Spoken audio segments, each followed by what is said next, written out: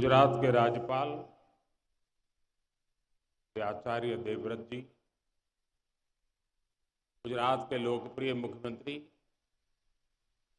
भूपेंद्र भाई पटेल, केंद्रीय मंत्रिमंडल के मेरे सहयोगी देश के रक्षा मंत्री श्रीमान राजनाथ सिंह जी, श्रीमान ज्योतिरादित्य सिंधिया जी, टाटा सन्स के चेयरमैन, एयरबस इंटरनेशनल के चीफ कमर्शियल ऑफिसर, डिफेंस और एविएशन सेक्टर के उद्योगों के साथ जुड़े सभी साथी, देवी और सज्जनों, नमस्कार। આપણે ત્યાં ગુજરાતમાં તો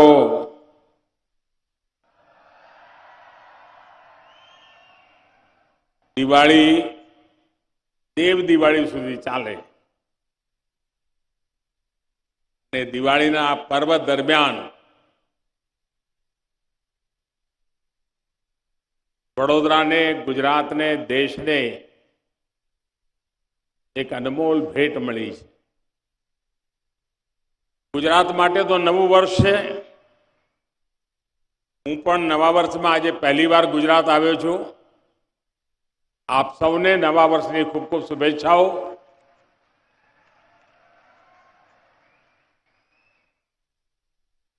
आज भारत को दुनिया का बड़ा मैन्युफैक्चरिंग हब बनाने की दिशा में हम बहुत बड़ा कदम उठा रहे हैं। भारत आज अपना फाइटर प्लेन बना रहा है, भारत आज अपना टैंक बना रहा है, अपनी सबमरीन बना रहा है, और सिर्फ इतना ही नहीं, भारत में बनी दवाइयां और वैक्सीन भी आज दुनिया में लाखों लोगों का जीवन बचा रही है। भारत में बने इलेक्ट्रॉनिक गैजेट्स, भारत में बने मोबाइल फोन, भारत में बनी कारें आज कितने ही देशों में छाई हुई है। Make in India, make for the globe, कि इस मंत्र पर आगे बढ़ता रहा भारत आज अपने सामर्थ्य को और बढ़ा रहा है। अब भारत ट्रांसपोर्ट प्लेन का भी बहुत बड़ा निर्माता बनेगा। आज भारत में इसकी शुरुआत हो रही है और मैं वो दिन देख रहा हूं जब दुनिया के बड़े पैसेंजर प्लेन्स भी भारत में ही बनेंगे और उन पर लिखा होगा मेक इन इंडिया। साथियों, आज वडोदरा में जिस फैसिलिटी का शिलान्यास हुआ है वो देश के डिफेंस और एरोस्पेस सेक्टर को ट्रांसफॉर्म करने की ताकत रखता है। ये पहली बार है कि भारत के डिफेंस एरोस्पेस सेक्टर में इतना बड़ा निवेश हो रहा है। यहां बनने वाले ट्रांसपोर्ट एयरक्राफ्ट हमारी सेना को तो ताकत देंगे ही, इससे एयरक्राफ्ट मैन्युफैक्चरिंग के लिए एक नए इकोसिस्टम का भी विकास होगा। शिक्षा और संस्कृति के केंद्र के रूप में प्रतिष्ठित हमारा वडोदरा अब एविएशन सेक्टर के हब के रूप में नई पहचान लेकर के दुनिया के सामने सर ऊंचा करेगा। वैसे तो भारत पहले से ही काफी देशों में विमान के छोटे मोटे पुर्जे पार्ट्स निर्यात करता रहा है, लेकिन अब देश में पहली बार मिलिट्री ट्रांसपोर्ट एयरक्राफ्ट बनने वाला है। मैं इसके लिए टाटा ग्रुप को और एयरबस डिफेंस कंपनी को बहुत बहुत शुभकामनाएं देता हूं। मुझे बताया गया है कि इस प्रोजेक्ट से भारत की 100 से ज्यादा एमएसएमई भी जुड़ेगी। भविष्य में यहां दुनिया के दूसरे देशों के लिए एक्सपोर्ट के ऑर्डर भी लिए जा सकेंगे। यानी make in India, make for the globe का संकल्प भी इस धरती से और मजबूत होने वाला है। साथियों, आज भारत में दुनिया का तेजी से विकसित होता एविएशन सेक्टर है। एयर ट्रैफिक के मामले में हम दुनिया के टॉप 3 देशों में पहुंचने वाले हैं। अगले 4-5 वर्षों में करोड़ों नए यात्री हवाई सफर के यात्री होने वाले हैं। उड़ान योजना से भी इसमें बहुत मदद मिल रही है। अनुमान है कि आने वाले 10-15 वर्षों में भारत को करीब करीब 2000 से ज्यादा पैसेंजर और कार्गो एयरक्राफ्ट की जरूरत होगी। अकेले भारत को 2000 एयरक्राफ्ट की जरूरत होना यानी यही बताता है कि विकास कितना तेजी से होने वाला है। इस बड़ी डिमांड को पूरा करने के लिए भारत अभी से तैयारी कर रहा है। आज का ये आयोजन भी उसी दिशा में एक महत्वपूर्ण कदम है। साथियों, आज के इस आयोजन में विश्व के लिए भी एक संदेश है। आज भारत दुनिया के गोल्डन अपॉर्चुनिटी के लेकर के आया है। कोरोना और युद्ध से बनी परिस्थितियों के बावजूद, सप्लाई चेन में रुकावटों के बावजूद भारत के मैन्युफैक्चरिंग सेक्टर का ग्रोथ मोमेंटम बना हुआ है। और ये ऐसे ही नहीं हुआ है। आज भारत में ऑपरेटिंग कंडीशंस लगातार सुधर रही। आज भारत में जोर कॉस्ट कॉम्पिटिटिवनेस पर है, क्वालिटी पर भी है। आज भारत लो कॉस्ट मैन्युफैक्चरिंग और हाई आउटपुट आउटकम का अवसर दे रहा है। आज भारत के पास स्किल मैन पावर का बहुत बड़ा टैलेंट पूल है। बीते 8 वर्षों में जो रिफॉर्म्स हमारी सरकार ने किए, उन्होंने भारत में मैन्युफैक्चरिंग का एक अभूतपूर्व एनवायरनमेंट तैयार कर दिया है। ईज ऑफ डूइंग बिजनेस पर जितना जोर आज भारत का है, उतना पहले कभी नहीं था। कॉर्पोरेट टैक्स स्ट्रक्चर को आसान बनाना हो, उसे ग्लोबली कॉम्पिटिटिव बनाना हो, अनेक सेक्टर्स में ऑटोमेटिक रूट से 100% एफडीआई का रास्ता खोलना हो, डिफेंस, माइनिंग, स्पेस जैसे सेक्टर्स को प्राइवेट कंपनियों के लिए खोलना हो, लेबर रिफॉर्म्स करना हो, 29 सेंट्रल लेबर लॉज को सिर्फ 4 कोड्स में बदलना हो,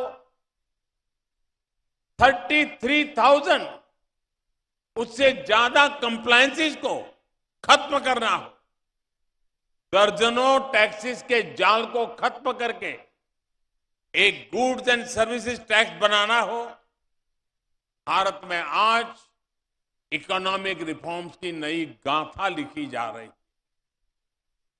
इन रिफॉर्म्स का बड़ा फायदा हमारे मैन्युफैक्चरिंग सेक्टर को ही मिल रहा है और क्षेत्र तो फायदा उठा ही रहे हैं।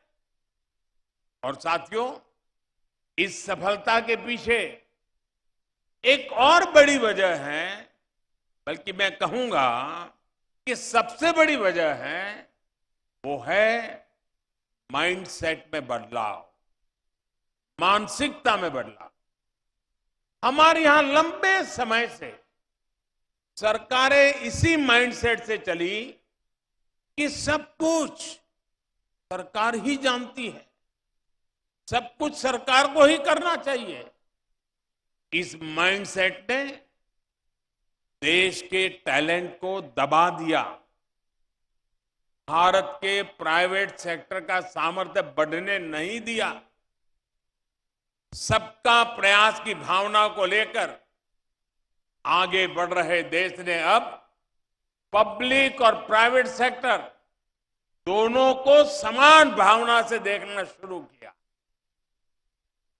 साथियों, पहले की सरकारों में माइंडसेट ऐसा भी था कि समस्याओं को टाल दिया जाए, कुछ सब्सिडी देकर मैन्युफैक्चरिंग सेक्टर को जिंदा रखा जाए।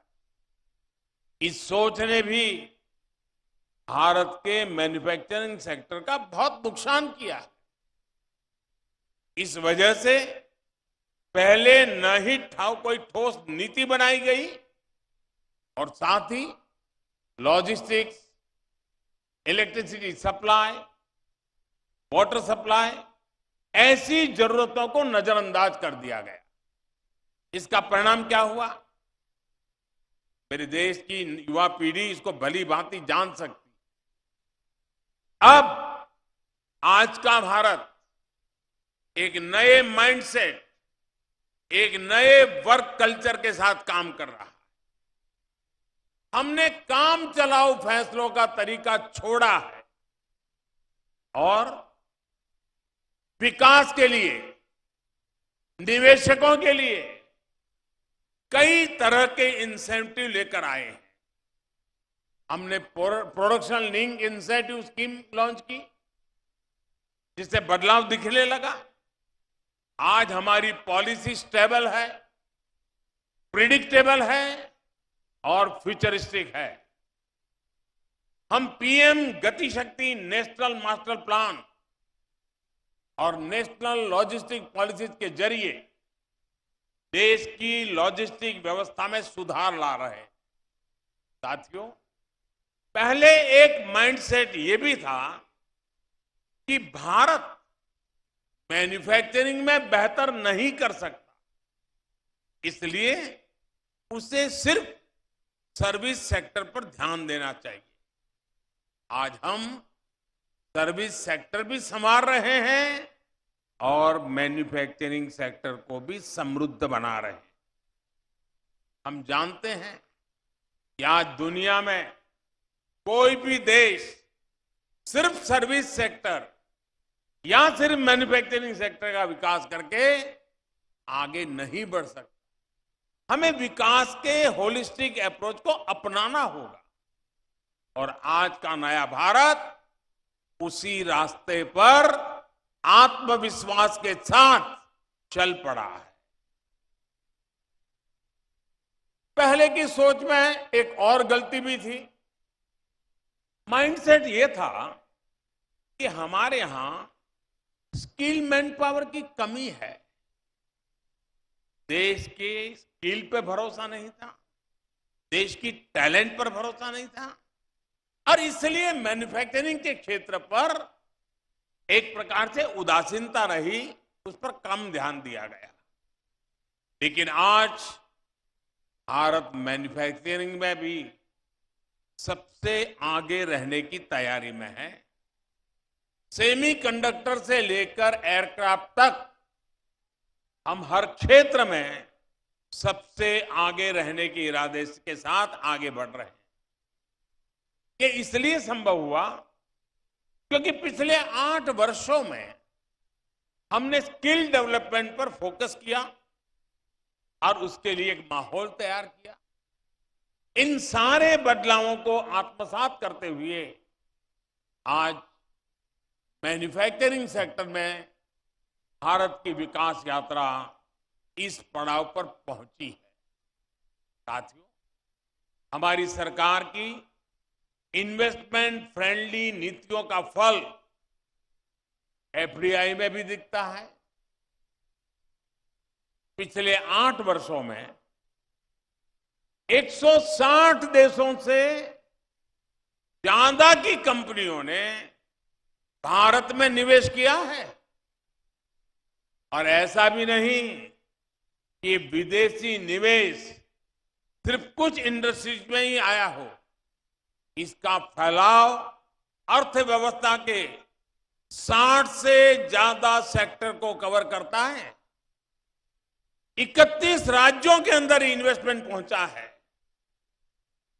अकेले एरोस्पेस सेक्टर में ही $3 बिलियन से अधिक का निवेश हुआ है।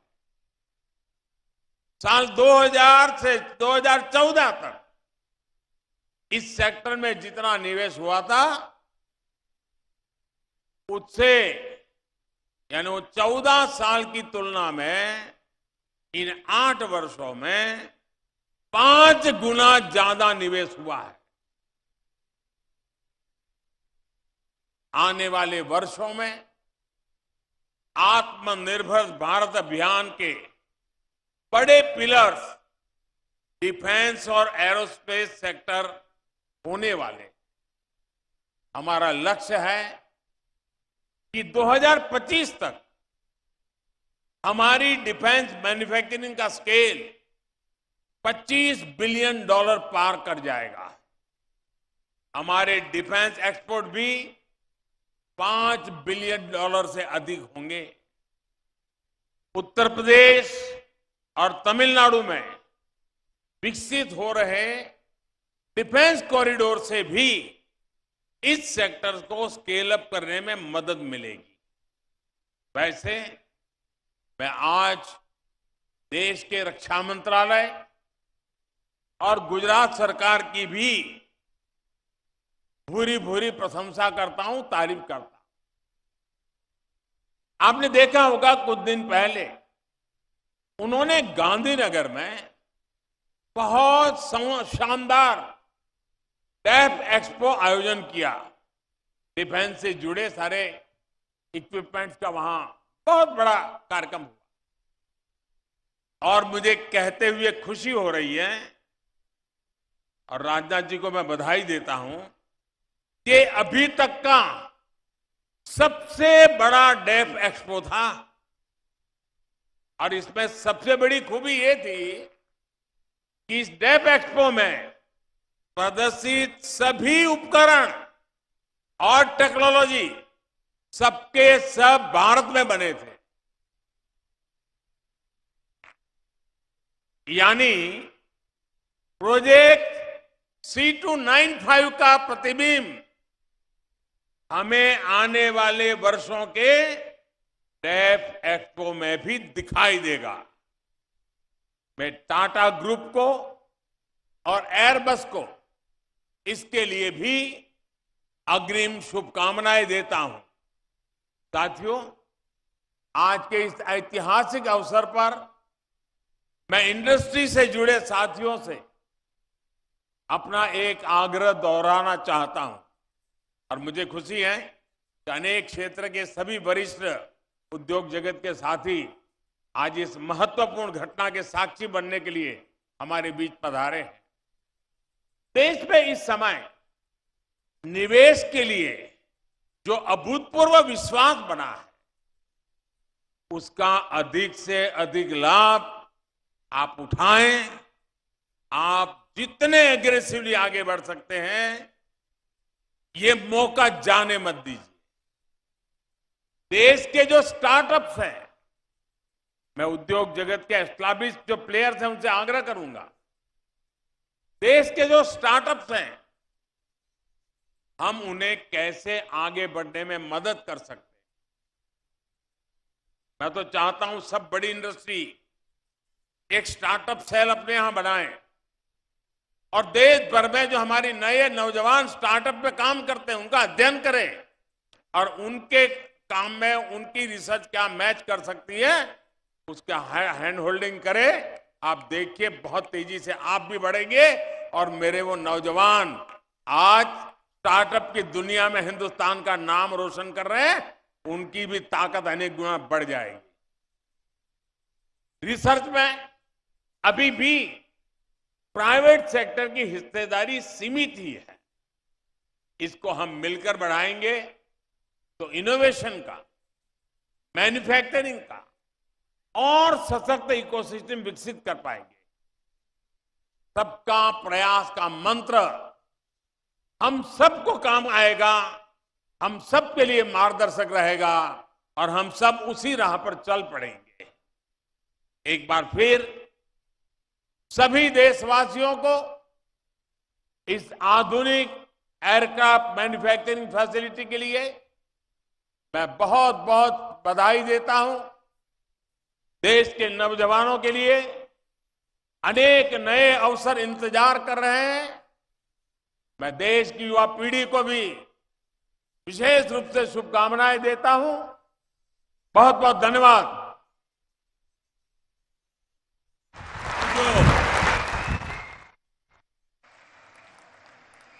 बहुत बहुत धन्यवाद माननीय प्रधानमंत्री जी, आपके नवीन ऊर्जा से भरे इस उद्बोधन के लिए, इस प्रोजेक्ट का शिलान्यास करने के लिए, आत्मनिर्भर भारत के विजन